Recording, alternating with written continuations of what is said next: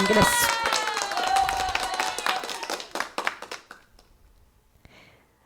So here we go. I am going to show you my setup here. I have watercolor paint. I have several different brushes, though I tend to just use one brush and occasionally use a different one here and there.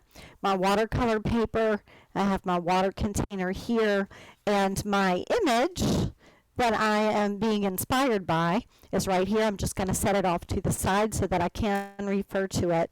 Now, whenever you see a work of art, you can always interpret it in whatever medium you're working in. I do often work in acrylic, but today I thought watercolor would be fun. What I like to do when I get started is I wet all of my little containers of paint here, because this is watercolor, and in order to activate them, they need to be wet. So I'm just dipping my brush in my clean water, putting a little bit of water on each of the colors so that when I get ready to use them, they are ready to go, and I don't have to do a whole lot of work to get that color onto my brush. So when I look at my image, I think, what do I want to take from this? What are the things, what are the colors, what are the shapes that I really like and I want to use? I think I do want this bird, this dove, and then I like this sort of circle. It looks almost like an eye. There's some stars. There's a heart. So I may do all of these shapes, but as I work, I might switch it up. It just depends on how I feel and how the paint is moving at the time. But I will decide where I want to start, and I want to start with this red bird. And one of the things I like to do when I paint is a little bit of an underpainting. I don't often use a pencil, though I do have a pencil here. Some people prefer to draw out their entire image first and then paint. I typically like to take a small brush to get started, like this little round one. I'm going to wet it, and then I'm going to choose a light color of paint. And when I say light color, I mean I'm going to add a lot of water to it. So I'm actually taking a little bit of my black and a little bit of my brown to make a warm gray, and then I'm really watering it down so it'll be a light color. And the first thing that I'm going to do is kind of just sketch out my bird, and I'm going to make my bird a little bigger. Whoops. A little bigger than Delaney did on his image. So I'm starting with the tail, and my bird is going to be pretty prominent on my painting. And so there's a wing, and he's just about to fly off the page. So here we go. It's another part of the wing. So that's my bird. Not sure if you can see it that well. Hopefully you can. Maybe make it a little bit darker so that the viewers can see it a little better. Just sketching out the bird on our paper. So you can see I'm just using a light sort of brownish black color. I'm going to come back in here. I'm looking at his bird, and he has some red around it, which I really like, so I'm going to do that on mine as well. And I'm just going to go right over what I just did.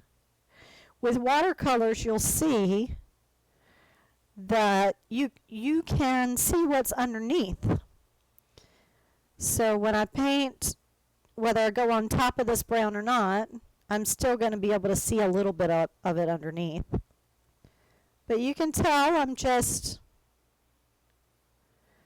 not being too careful. The good thing about Delaney's style is it's quite loose and abstract, so I don't have to worry about being too precious or perfect with this.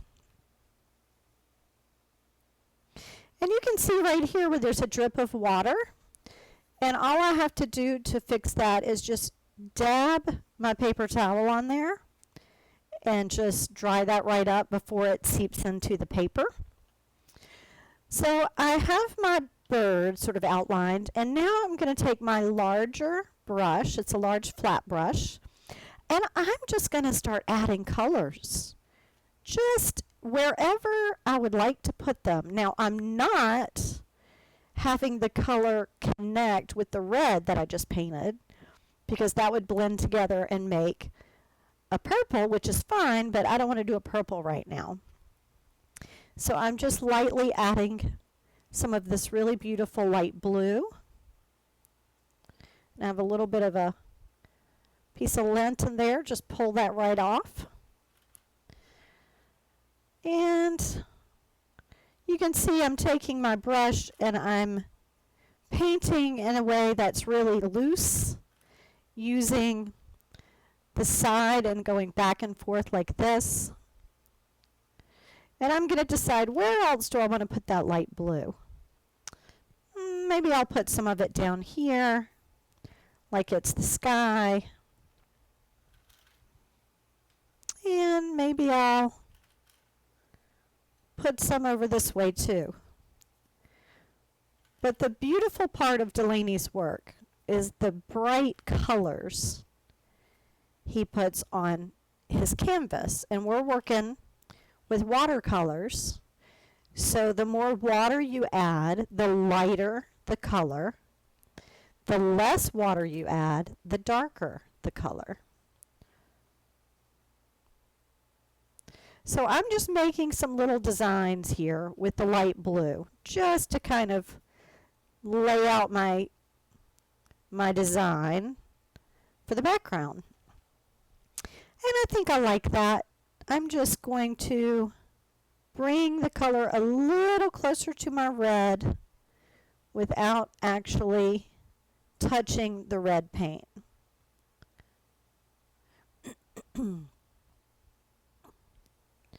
So the next step that I want to do is choose my next color. And what I like to do when I'm working with watercolors, typically start with my lighter colors and then come in and add the darks, because it's easy to darken a color with watercolors. It's quite difficult to lighten it. You can do it, but it's not as easy. So I'm going to rinse my brush really well to get that blue out. And I'm going to go to my yellow. And I'm going to come in here and I'm just going to add yellow wherever I want to put it. Now you can see I'm not touching my blue because I do not want to make green right now. I want to keep my colors separate. So I'm just laying it right beside the blue. And I'm just putting it in here wherever I feel like it's going to look good. So if you're painting along with me, you decide where you want to put your yellow, how much you want to put it in there, or how little, or maybe you don't want to even use yellow. The beauty of it is it's your painting, so you can make it however you want it. You can add and take away the colors to make it fit with where you're going to put it, or maybe you're going to give it to someone and maybe in their house they don't have much yellow and you feel like that wouldn't work. So maybe you're not going to use yellow. But I am, because I like it. And you can see that I'm just using this really loose process of just sliding my brush back and forth to get a little bit of a design, a little bit of a pattern there. So I think that's good for my yellow for now. I might come back and add some more, but right now I like that. So next, I'm going to pick my red. And again, the more water you have, the lighter it will be.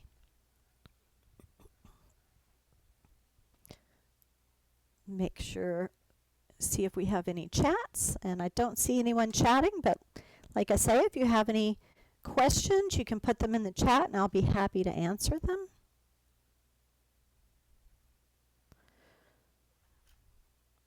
So I'm just putting this really beautiful red in here. And I'm going to turn my brush. Now you can use a smaller brush if you want, but I'm just using the corner of my brush to go right in between the yellow and the blue that I painted before. And I want this to be nice, deep red color. I'm going to move my pencil since I'm not using it. So you'll see that I keep dipping my brush in water. So I want to make sure that my paint doesn't dry up and I can continue using it. So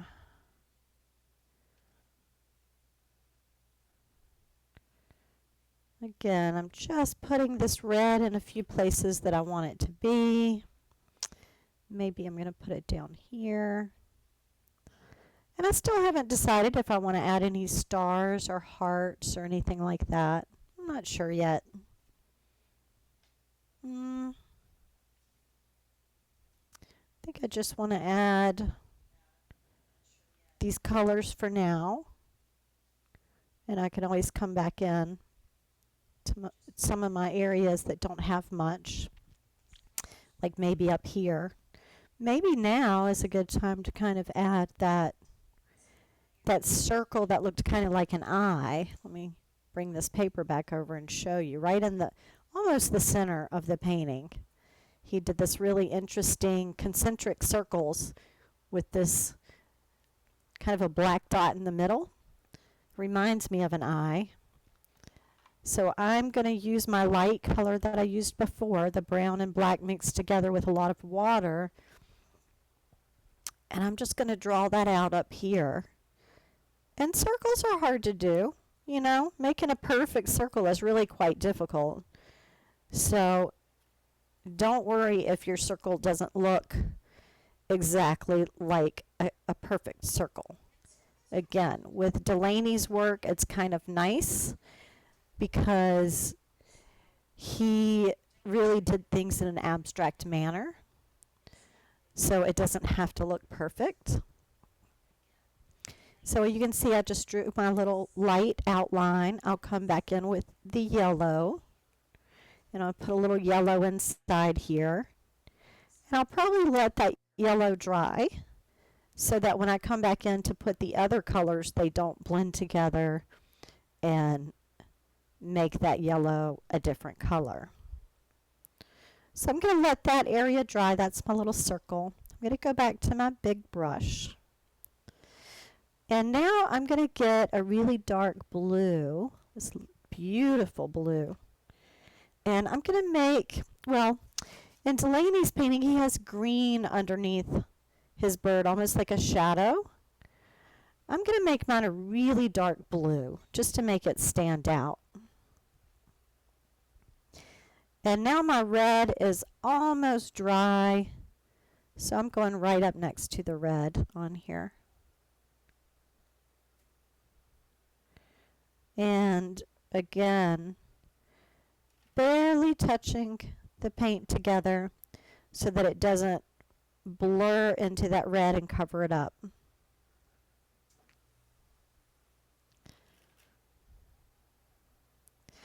And if I want, because this is a darker color, I can come back over on top of some of these other colors.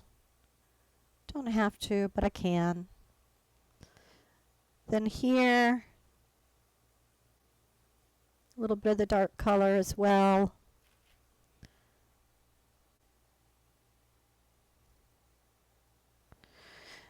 And maybe back here by the tail as well. And I'll just let it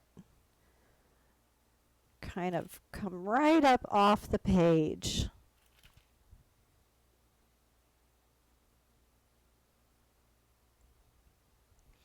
And then I'll look and say, where else do I want this beautiful dark blue? I really like that. Once you start to add the dark colors and get that little bit of a contrast, it really starts to make your painting come alive. So I'm going to add some more dark up here, right beside this beautiful yellow.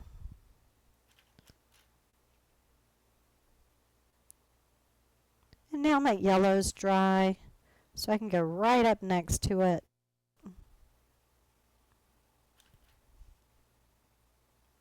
And Again, I'm just using the corner of my brush, but if it's easier for you to use a smaller brush, by all means, do that.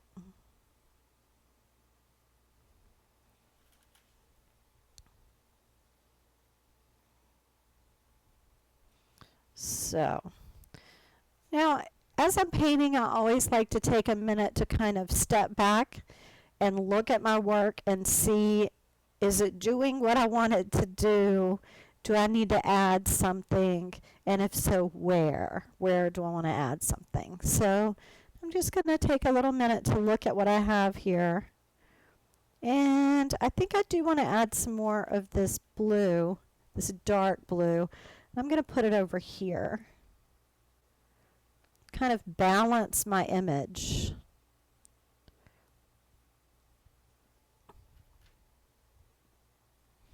And with watercolor, I can always come back over this with another coat to make it even darker if I feel like it.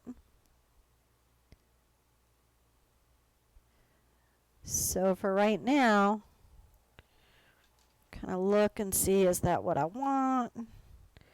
Yeah, that's good. All right.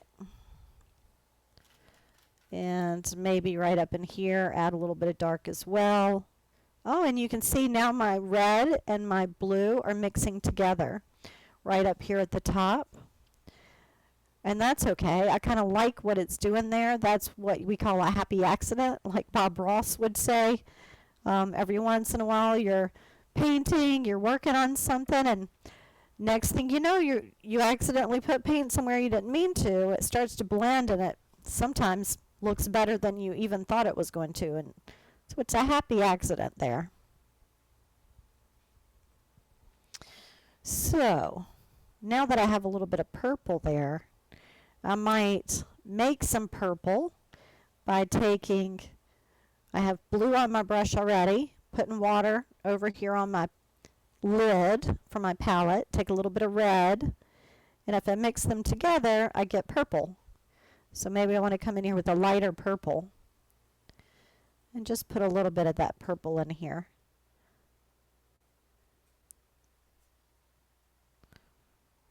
Then I have a little purple up there, a little there, maybe balance it. Now I also have purple on my palette, but if you don't have purple on your palette, you can always make it with blue and red. So this is a really light purple I'm putting in here. I might come back and darken it, but for now I'm just going to leave it light. Where else might I want to put that? Maybe a little bit of purple over here in this corner. And right up next to the bird's wing.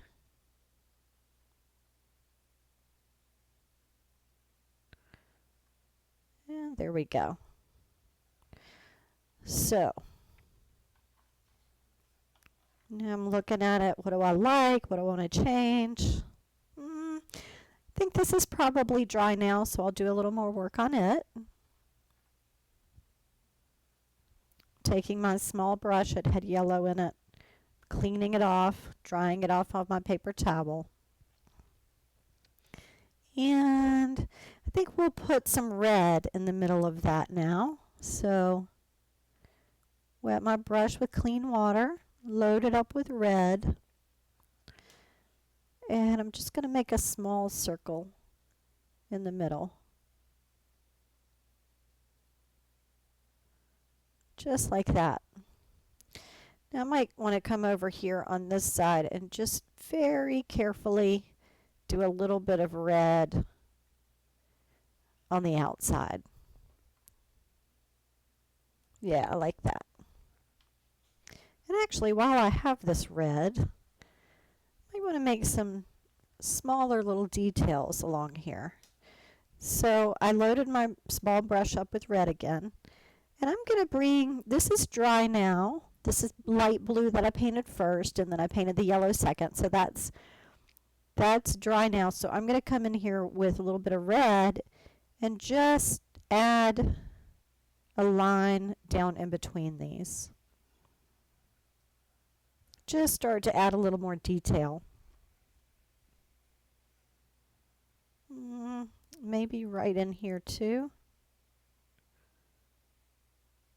Again, just adding a little more detail and interest. From this, I'm going to bring it up a little. That's as far as I want to go with it. And then I'll come in here. And as I paint, I'm just really looking at what do I already have on my paper? What do I want to enhance? What do I want to make larger or smaller? So I'm just adding a little bit of red in areas to just enhance what I have on my paper.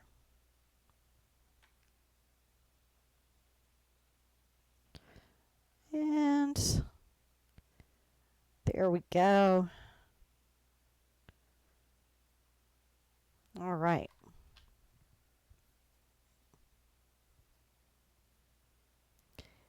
Now, does anybody have any questions for me at this point?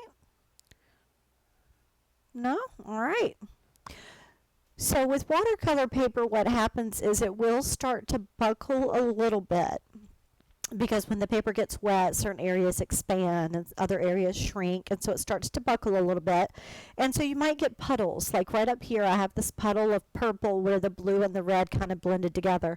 Now I can let that dry, and it can be a nice dark addition to the painting, but to me it's a little bit darker than I would want. So I'm taking my paper towel. I have a little bit of a wet area here. I'm just going to let the paper towel soak up some of that color. So it will start to run down and blend again, but it won't be as dark. So we'll let it do its thing and take a look at it again, see if I want to darken it or lighten it, or you know, what I want to add to it. All right. So we're going to come back up here now. Our red that we added there is dry. I'm going to take this lovely blue that we were using before. Really like this color. And I'm going to do another little circle in here. Just like that. And I think I'm going to add one between the yellow and the red. Just want to make the outside edge of it a little more prominent.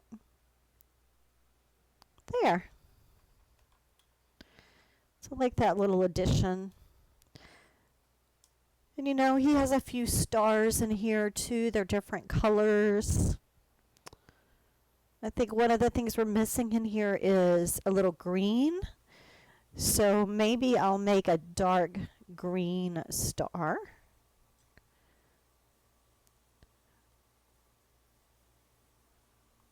And where do I want to put it? I think I'm actually going to put it right in this area. Do I want it there or do I want it there? I think I want it right here.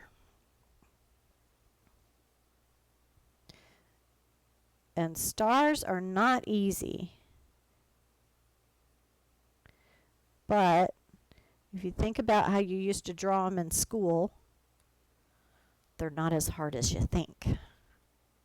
So I want that star to be darker. I'm going to add a little bit of black to my green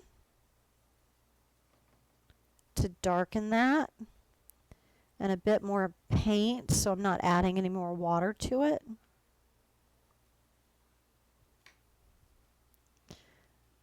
There we go. That stands out better.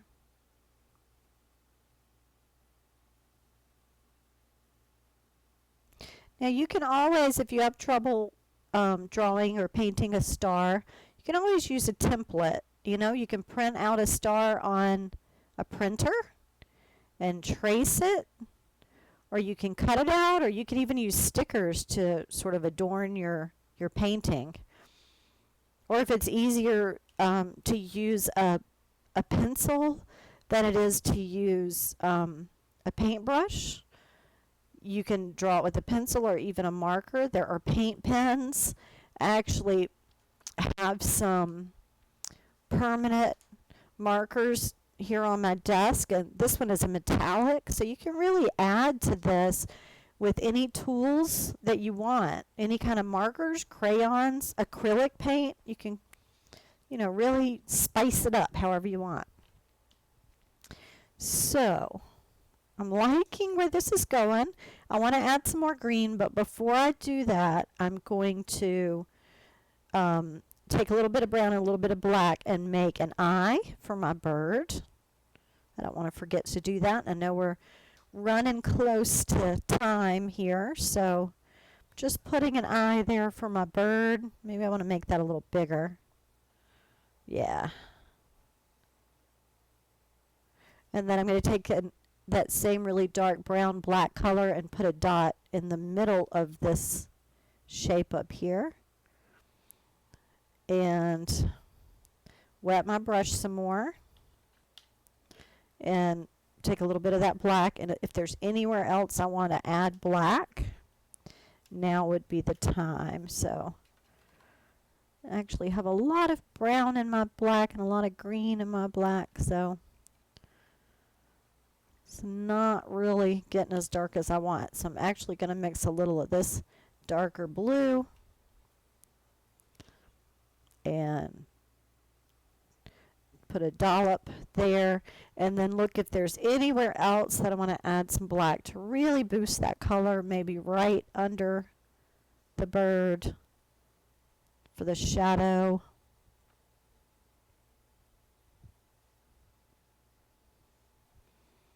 A little bit over here, and maybe even some little spots like I did with the red. Just making some extra little definition between some of these colors.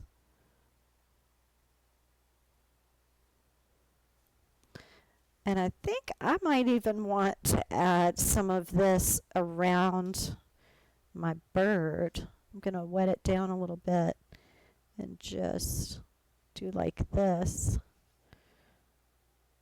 Kind of add a little extra definition to my bird's wings and everything. So the last thing I'm going to do, we have just a few more minutes, I'm going to take my green and I'm just going to fill in some of the areas that don't have any color with my pretty green. And that will be the full painting. After I put this green in, I'm going to leave some of that, white showing through. But just come in here and add a little bit of green. And I'm mixing my greens together so I get the color that I want.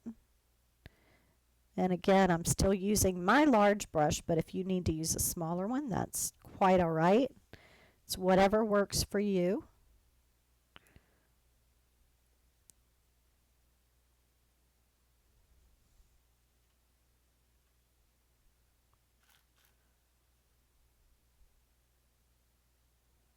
All right.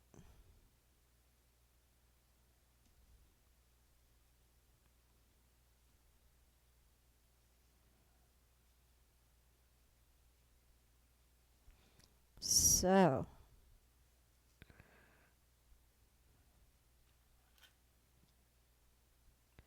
now I could keep working on this, and I could keep adding and adding and adding colors and layers, and it would be really beautiful. But for the sake of time, we're just going to wrap it up now. Take one last look to see